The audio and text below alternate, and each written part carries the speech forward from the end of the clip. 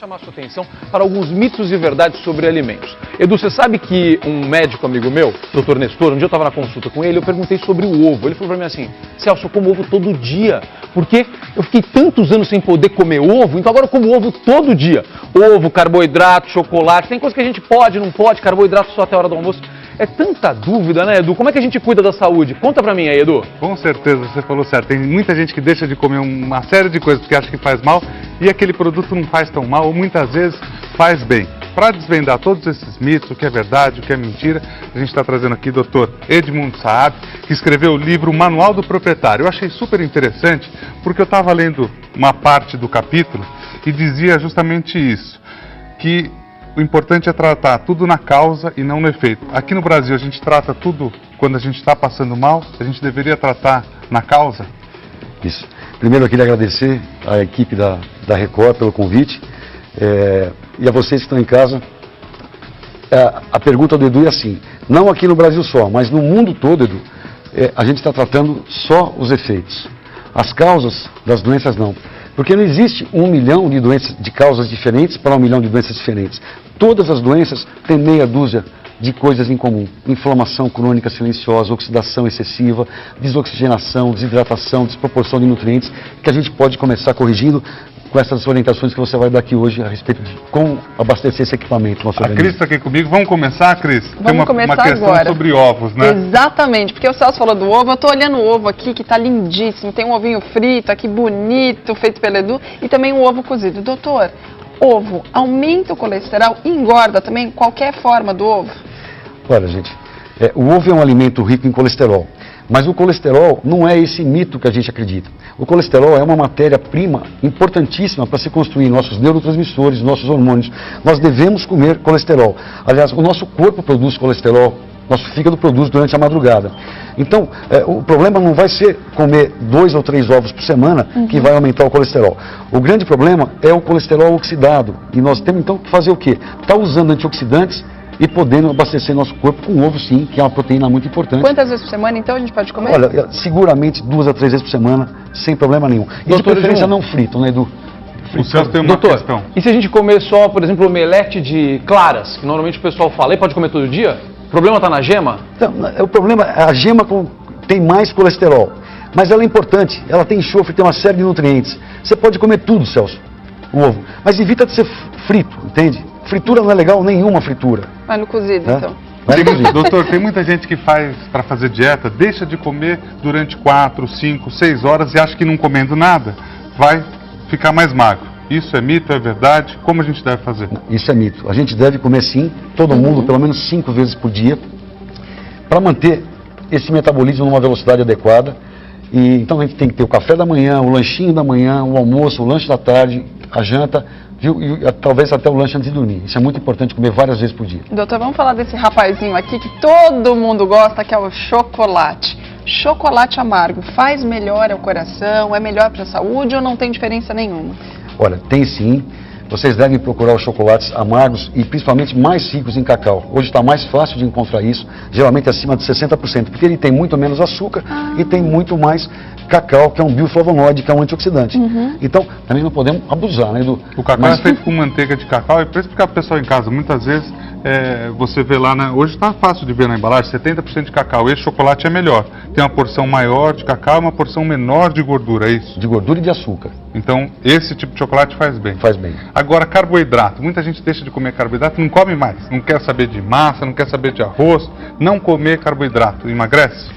Isso eu gostaria de explicar para vocês. Carboidrato, gente, essa alface, essa couve-flor, esse repolho de Bruxelas, essas frutas, tudo isso são carboidratos. Ah, é? Tudo isso são carboidratos. Existem 2 tipos de carboidrato, os simples e os complexos. Então, as verduras, os legumes, elas são carboidratos complexos, são importantes. Nós temos que comer carboidrato, sim, todo mundo, né? O que a gente deve evitar são os carboidratos refinados, que é o arroz branco, devemos dar preferência para o arroz integral. Se pudermos usar uma massa de farinha integral também, que tem mais fibra, isso é importante por quê? Porque diminui uma coisa que chama resistência à insulina.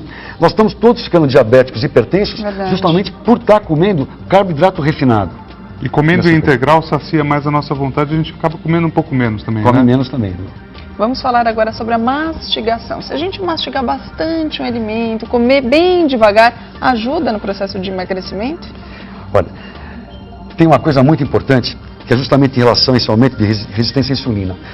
Eu falo no livro Manual do Proprietário, para todo mundo, para meus pacientes, num programa da Rádio Mundial semanal também, que aliás a Rádio Mundial, precisamos agradecer que ela passou o fim de semana inteiro falando do seu programa aqui hoje, do Hoje em Dia, que a gente estaria juntos aqui. Acontece assim, eu peço para comer primeiro um prato rico, um prato cheio de verdura crua. Verdura, salada, alface, tomate, pepino. Então comer esse prato de salada primeiro, porque em 10 minutos, se você acabar, Cris, antes dos 10 minutos, você cronometra quanto falta para dar 10 minutos. Porque eu preciso produzir um hormônio que chama colicistoquinina. Esse hormônio leva 8 minutos para ficar pronto e chegar até o cérebro, levando a informação que já está entrando alimentos, dá o sinal de saciedade. Então, Cris, chega de comer, já está bom.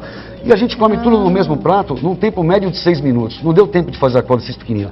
E a segunda coisa, esse primeiro prato de verdura crua, eu estou estimulando o meu pâncreas a produzir as enzimas para metabolizar o próximo prato que eu vou comer. Então, o ideal, quando a gente for fazer uma refeição, é pelo menos uns 10 minutinhos ali, degustando, para o cérebro entender que a gente já está saciado e não tem aquela gula, aquela vontade de comer a mais, né? Exato. Cris, doutora Edmond, sabe uma dica que eu ouvi uma vez de um médico, não sei se é pertinente ou não, é você colocar o prato na comida, olhar para ele e dar um tempo. Espera, deixa ele ali um pouco antes de começar a comer. É verdade isso? Esse tipo de coisa funciona? É uma boa dica? Verdade, Celso, a digestão começa pelos olhos. Na hora que você começa a ver o alimento ou sentir o cheiro, você começa a produção já de enzimas. Muito legal, muito legal. Quando você prepara, Celso, acontece justamente isso que você está falando. A dona de casa que está cozinhando sabe do que eu estou falando. Agora, uma dieta livre de gordura, ela pode fazer bem à saúde? Agora, e vou já emendar uma outra. Tem muitos médicos que estão dizendo o seguinte: quando você come um pouco de gordura, essa gordura ajuda a levar outra gordura que está no corpo embora. É verdade ou não? Então, vamos ver aqui o que é mito. Na verdade, gordura é importante. A membrana de todas as nossas células é feita de uma bolachinha de gorduras boas, gorduras ômega 3, ômega 6, fosfatidilcolina. Então nós temos que nem o carboidrato, eu falei, do simples e do complexo, também diferenciar as gorduras boas das más, entende? Então, não é interessante a gente comer uma gordura, por exemplo, uma costela deliciosa com aquela gordura, porque aquilo aquecido vai quebrar em micromoléculas, aquele é o colesterol ruim, entende? Agora, eu comer a gordura de um abacate é muito boa, é muito saudável, de um peixe é muito boa, salmão. ômega 3 do salmão. Aliás, a gente vai ter salmão daqui a pouquinho, você não perca, vem um peixeiro aqui explicar para cortar. O salmão faz bem, é rico tem gordura, mas é rico em ômega 3 também. Isso.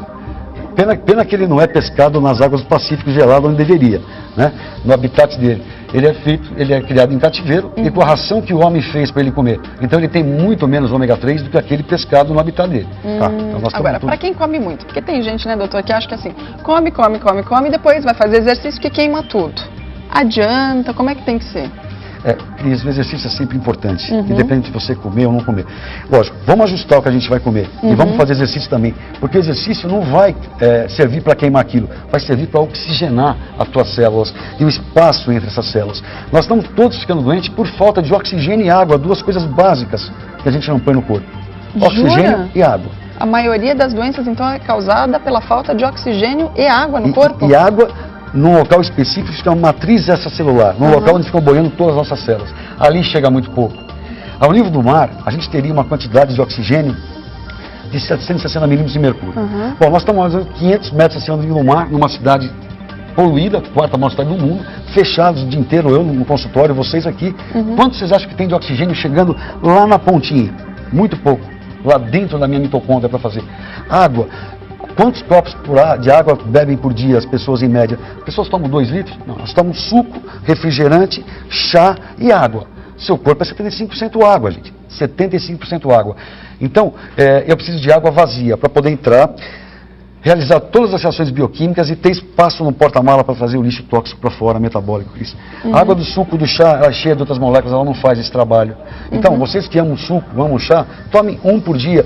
Pela curtição de estar tomando, mas vocês não estão abastecendo adequadamente seu organismo. Tem que beber muita água. Cris, eu vou até emendar a questão da água, que é o seguinte: muitas mulheres e homens também que têm retenção líquida acham que bebendo menos água vão estar livres da água. E na verdade é o inverso, a gente tem que beber água para poder liberar. É mais ou menos isso. Edu, Geralmente as mulheres me perguntam no consultório, mas eu não quero beber água porque eu retenho muito líquido, eu lixo. Né? Eu falo, olha... Principalmente no período menstrual, né? É normal isso. Isso, no verão também. Né? Eu falo assim, paradoxalmente, quanto mais água vocês beberem, mais vocês vão estar afinando. Porque eu estou tendo molécula livre para trazer lixo para fora. E aquela história de que beber água morna, água quente de manhã, né? Porque a gente está falando aqui sobre mitos e verdades da alimentação, o que engorda, o que emagrece, o que é bom para a saúde. A gente está falando da água, o doutor está falando que 75% do nosso corpo é formado de água e se a gente não tem a oxigenação necessária e a quantidade necessária de água, por isso a gente tem várias doenças aí que a gente está vendo da modernidade causadas por isso, pela falta. E essa água morna que muita gente toma de manhã ajuda mesmo? Em jejum tem que ser, né, dizem? Não, nós temos que tomar água. O ideal é começar o dia com uma fruta, porque a gente acorda muito ácido e a fruta vai estar alcalinizando. A acidose é um dos outros monstrinhos que eu falo no livro, Manual do Proprietário. Então, melhor do que água é comer uma fruta.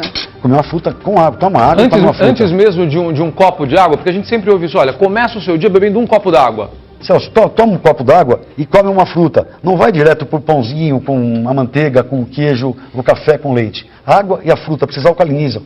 Tudo que o senhor está falando eu estou fazendo, já tomei água, estou comendo a fruta agora.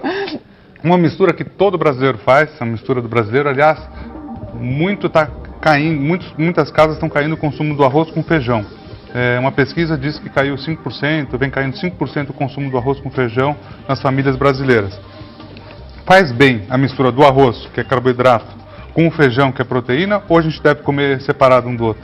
Não, esse é um prato, é um casal perfeito. A gente deve manter esse hábito, sim. De preferência o arroz integral, por ter menos índice glicêmico. Não é? E eu acho que tem caído isso, Edu, justamente pela facilidade das comidas prontas, industrializadas. Elas são gostosas e é muito prático, Edu. Tem até salada pronto. Você chega e já... Não é? Mas eu acho que a gente devia continuar fazendo nosso arrozinho e feijão todo dia. Bom dia, doutor. Bom dia. É verdade que é mais saudável vegetais crus?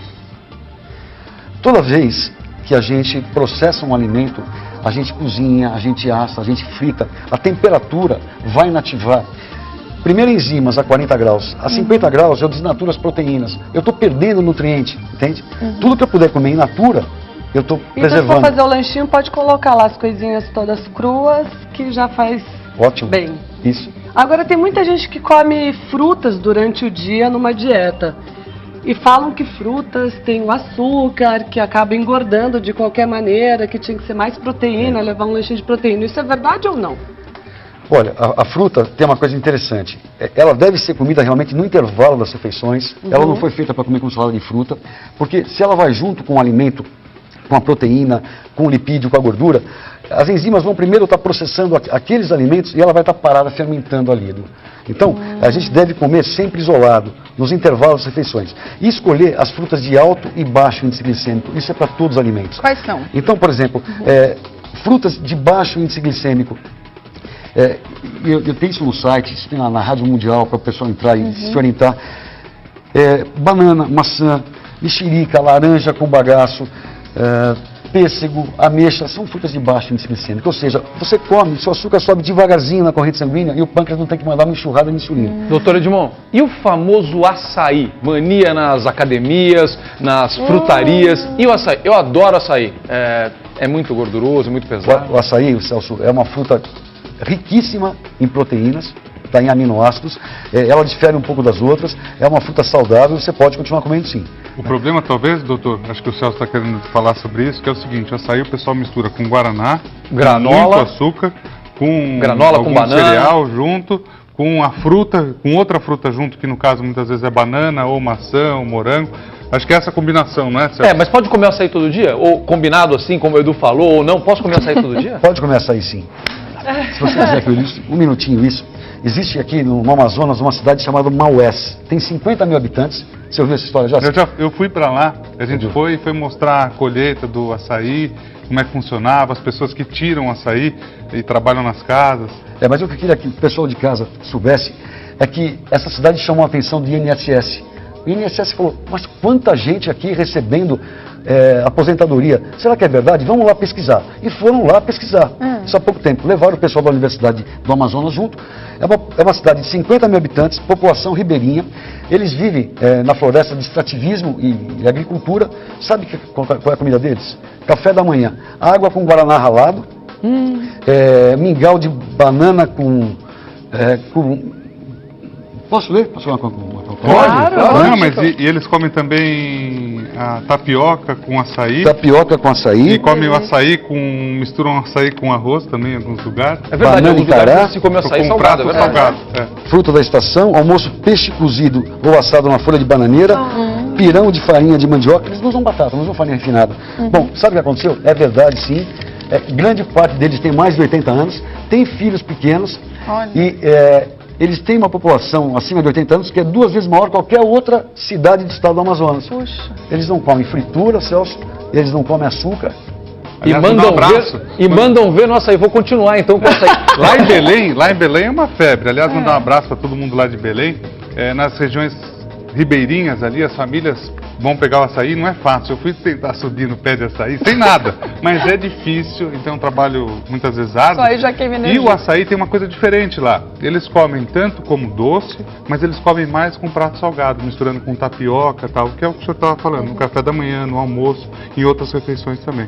Que bom. Agora, doutor, vamos falar sobre as mulheres aqui, porque a gente vai falar sobre intestino preso. Eu sei que é mais difícil em homem, mais mulher que sofre desse mal. As fibras realmente ajudam nesse funcionamento e o que é benéfico nesse processo? Porque as mulheres que querem emagrecer também querem evacuar de uma maneira tranquila, né? E não acontece isso no dia a dia, na maioria dos casos. Para isso é importante, fibra. E fibra está aqui, viu? Não precisa ser os cereais matinais. Aliás, eu não aconselho meus pacientes. Fibra é verdura, é fruta, isso é fibra, o muita senhor fibra. não aconselha o... De rotina não, são muito calóricos. São muito calóricos. E ela me falou de emagrecer. Isso é uma coisa que não... Toda mulher quer emagrecer Né? sempre. Pelo menos 1 ou 2 quilos todo mundo quer perder. Água, atividade física, muita fibra. Água, atividade física e muita fibra. Isso E vai o que ajudar a seria funcionar. essa fibra que a gente pode comer para ajudar? É esse pratão de salada que eu te falei, Cris, antes, em 10 minutos, antes do próximo prato, que vai ser uma verdura cozida com grelhado. Isso é uma quantidade de fibras grandes que você vai fazer, no almoço, na janta. Quanto mais colorido o prato, melhor, é isso? Melhor, mais rico em antioxidantes. O senhor falou da salada, muitas vezes eu tenho essa impressão, dependendo da ordem que a gente come os alimentos, é aquela história da ordem a ordem dos fatores altera o produto.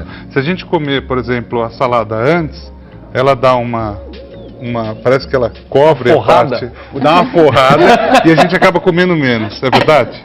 Também, mas olha que interessante. A hora que eu coloquei esse prato de verdura crua, de salada, em 10 minutos no meu estômago, quando eu for comer o próximo prato, que vão ser alimentos de mais alto índice glicêmico, como é o arroz, como é o feijão, como é o macarrão, esses alimentos vão se transformar em alimentos de menor índice glicêmico, porque eles vão se misturar naquelas fibras todas antes de mandar o açúcar deles para a corrente sanguínea. E seu pâncreas não ter que mandar uma enxurrada de insulina para tirar isso de lá. Essa é a grande importância de comer esse primeiro prato em 10 minutos. Isso é fisiologia. Ou seja, melhora tudo aquilo que você pode estar comendo depois. Isso, No diminui caso, o risco. explica isso sobre o açúcar, que muitas vezes as pessoas fazem uma confusão em casa. A fruta tem açúcar, o carboidrato se transforma em açúcar também, isso acontece com outros alimentos. Exato. Eu acho que o ponto-chave que você quer que a gente toque aqui é índice glicêmico. O índice glicêmico é a velocidade que um alimento faz com que o açúcar dele vá para a sua corrente sanguínea. Alimentos de baixo índice glicêmico, como são essas verduras, esses vegetais, os cereais integrais, fazem com que o açúcar dele suba muito devagarzinho na corrente sanguínea. Então, vamos explicar. A gente acorda de manhã com 80 de glicemia de jejum. Certo. Aí você vai lá e toma um leite com uma colher de açúcar, uma coisa assim. O teu açúcar, come um pãozinho de farinha refinada com manteiga. O teu açúcar vai de 80 para 150 em 15 minutos. O seu pâncreas tem que mandar uma enxurrada de insulina para tirar. E tanto que fazendo isso a vida inteira, o nosso corpo vai ficando imunizado em relação à ação da insulina e vai criar o quadro que chama aumento de resistência à insulina, que vai cursar com 3 coisas. A primeira coisa, obesidade. Logo em seguida, hipertensão e depois diabetes. E hoje, 40% da população mundial, acima dos 40 anos, que vive em grandes centros, tem isso. E só que eles vão ao médico, o médico fala, você está com pressão alta, a causa é desconhecida, vai tomar remédio o resto da vida. Você ficou diabético, vai tomar remédio o resto da vida. Mas ele ficou já, ele vem ficando diabético e hipertenso há 20 anos, desde criança, quando ele aprendeu a comer tudo errado, coisas de alto índice glicêmico. Aí que está a nossa luta. Vamos continuar nessa luta então, pela nossa saúde, pelo nosso peso também, né, para que a gente realmente diminua esse índice que cresceu muito aqui no Brasil de sobrepeso. Muito obrigada, doutor. Bem-vindo sempre. Vai ser convidado a voltar. Obrigado.